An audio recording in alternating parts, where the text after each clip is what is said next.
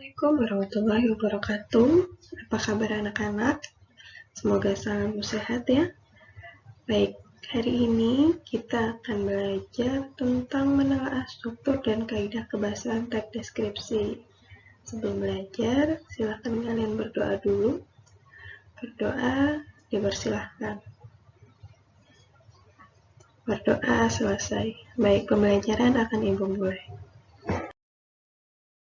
Kompetensi dasar yang digunakan dalam pembelajaran kali ini yaitu menggunakan KD 3.2 tentang menelaah struktur dan kaidah kebahasaan teks deskripsi yang dibaca atau didengar. Dengan tujuan pembelajaran, siswa mampu memahami bagian struktur dan ciri kebahasaan yang terdapat di dalam teks deskripsi. Tahukah kalian apa sebenarnya fungsi struktur dalam teks deskripsi? Nah, fungsinya yaitu untuk memberikan gambaran yang jelas dan lebih luas dari para pembaca. Nah, selain itu, tujuan dari struktur dalam sebuah teks yaitu agar teks tersebut lebih teratur, lebih jelas, lebih efisien dan lebih efektif lagi. Jadi, ketika pembaca membaca teks tersebut mudah memahami dan mengerti maksud dari si penulis. Ini struktur teks deskripsi itu ada 3. Yang pertama deskripsi umum, yang kedua deskripsi bagian, dan ketiga penutup. Deskripsi umum itu berisi gambaran umum dari objek yang akan dideskripsikan. Jadi masih gambaran umum ya secara sepintas. Kemudian deskripsi bagian. Nah ini bisa lebih detail lagi. Pada bagian ini pemaparan dan penggambaran objek itu akan lebih dijelaskan. Jadi yang pertama tadi digambarkan secara umum, yang kedua itu lebih detail lagi bagaimana warnanya, bentuknya, panjangnya, di mana tempatnya, dan lain sebagainya. Kemudian yang terakhir yaitu penutup, di sini berisi simpulan atau kesan. Nah, bisa juga ya berisi komentar penulis terhadap objek yang dijelaskan. Nah, itu tadi, jadi struktur teks deskripsi ada 3, deskripsi umum, deskripsi bagian, dan penutup. Setelah mengenal struktur teks deskripsi, sekarang kalian akan mengenal ciri kebahasaan dari teks deskripsi. Ini ciri kebahasaan atau kaidah kebahasaan teks deskripsi itu ada 4. Yang pertama, teks deskripsi itu menggunakan kata ganti persona. Kata ganti persona itu apa? Kata ganti orang. Jadi di sini ada contohnya saya, aku, beta, atau menggunakan nama panggilan, misalkan di sini Ali, Ani, dan lain-lain. Kemudian ada kamu, dia, ia, dia, kita, mereka, kalian, Anda, beliau. Nah, di sini ada kata ganti orang pertama, kata ganti orang kedua, kamu, dan kata ganti orang ketiga, dia, Anda, mereka. Kemudian yang kedua, menggunakan kata kerja kopula. Kata kerja kopula ini yaitu berfungsi untuk menjelaskan atau mendefinisikan. Contohnya ialah, adalah, merupakan, yaitu. Misalkan contohnya apa ya?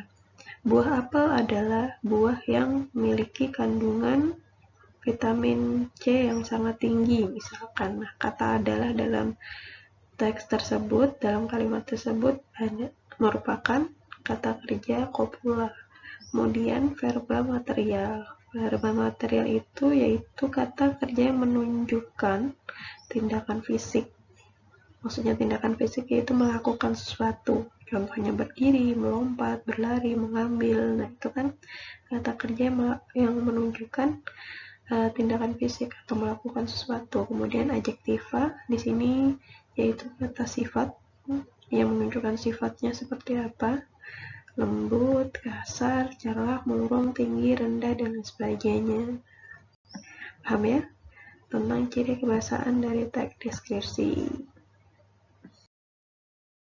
Menambah pemahaman kalian tentang struktur dalam teks deskripsi, berikut ini ada contoh analisis tentang struktur dalam teks deskripsi.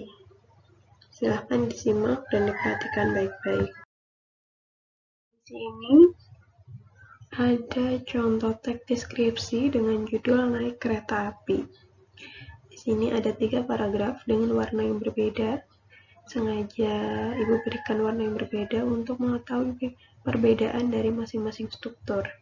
Nah, tadi struktur teks deskripsi ada 3. Yang pertama deskripsi umum, kedua deskripsi bagian, dan penutup. Nah, di sini pada paragraf pertama, ini merupakan deskripsi umum. Kenapa?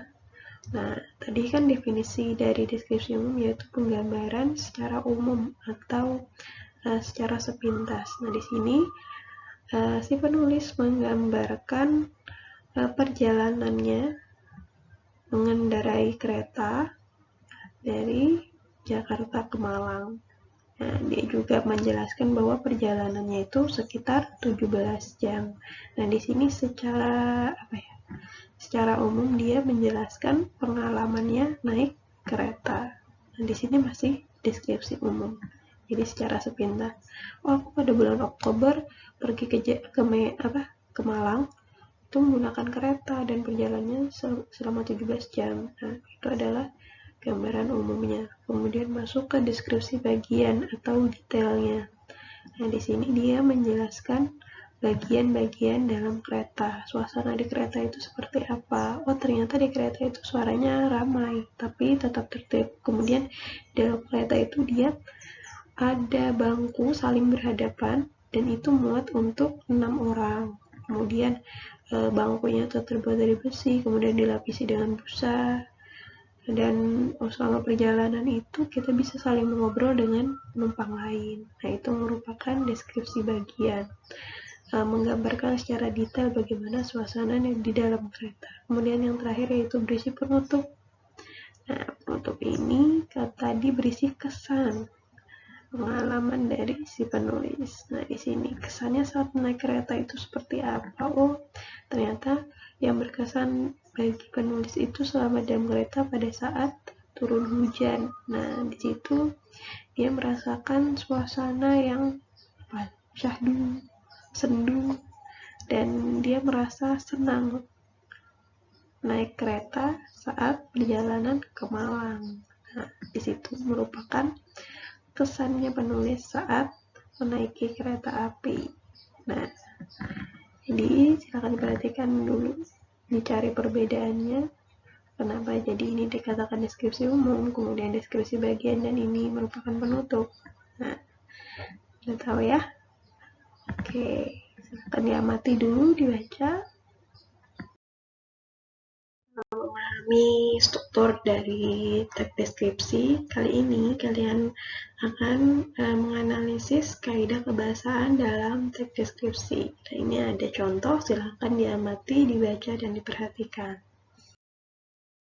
Jadi, untuk ciri kebahasaan teks deskripsi ada 4. Yang pertama menggunakan kata ganti orang atau kata ganti persona. Yang kedua menggunakan kata kerja kopula atau pendefinisian. Yang ketiga menggunakan kata kerja verba material. Yang keempat yaitu menggunakan adjektiva atau kata sifat. Nah, di sini menggunakan teks yang tadi sama, naik kereta api, ada beberapa kata yang Ibu tandai. Nah, di sini contohnya ada kata yang Ibu garis bawahi dengan warna putih. Ini merupakan contoh kata ganti orang. Aku, kami. Nah, di sini juga banyak ya, kami, aku. Jadi Ibu ambil 2 saja. Kemudian yang kedua ada kata kerja, kata sifat maksudnya. Nah, di sini kata sifat yang digunakan ada ramai, tertib, tenang, gelap. Nah, ini merupakan kata sifat.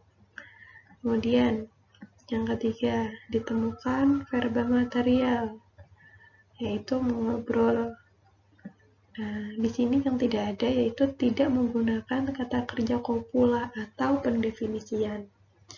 Nah, jadi ditemukan hanya 3 ciri kebahasaan yang digunakan dalam teks ini, yaitu menggunakan kata ganti orang, kemudian menggunakan kata adjektiva atau sifat, dan yang ketiga menggunakan verba material atau kata kerja yang menunjukkan tindakan fisik.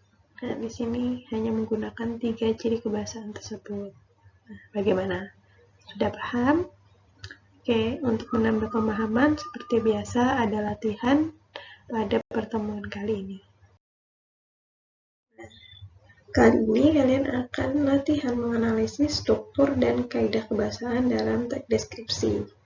Pengerjaannya sama seperti contoh tadi ya, kalian beri tanda pada teksnya, silakan disalin dulu teksnya di kertas tugas. Bagi yang ingin bertanya atau ada pertanyaan, silahkan cantumkan pertanyaan di kolom komentar. Ini tugas kali ini kalian akan menganalisis struktur dan kaidah kebahasaan teks deskripsi seperti contoh. Ya, proses pengerjaannya sama seperti contoh tadi ya. Nah, ini Ibu tampilkan contoh teks yang akan kalian analisis. Ini dia teksnya dengan judul Ruang Angkasa. Nah, kalian tulis dulu teksnya di kertas tugas, kemudian nanti kalian beri tanda. Oh, ini struktur definisi umumnya, deskripsi umumnya, kemudian ini struktur deskripsi bagian, oh ini yang penutupnya. Kemudian nanti kata atau ciri kebahasaannya kalian beri garis bawah. Kemudian kalian beri tadi seperti Ibu contohkan tadi, oh ini kata ganti orang, oh ini kata ganti, oh ini kata sifat, oh ini kata verba material, oh ini kopulanya atau pendefinisiannya. Nah, kerjakan seperti contoh tadi ya. Silakan tulis di kertas tugas, jangan lupa sertakan nama dan kelasnya. Bagaimana, paham ya? Oke, selamat mengerjakan. Baik anak-anak, mungkin sampai di sini dulu pembelajaran kali ini. Jangan lupa dikerjakan tugasnya. Seperti biasa, Ibu ucapkan terima kasih untuk kalian yang sudah mengikuti pelajaran sampai selesai dan mengerjakan tugasnya. Tetap semangat belajar. Ibu akhiri, Assalamualaikum warahmatullahi wabarakatuh.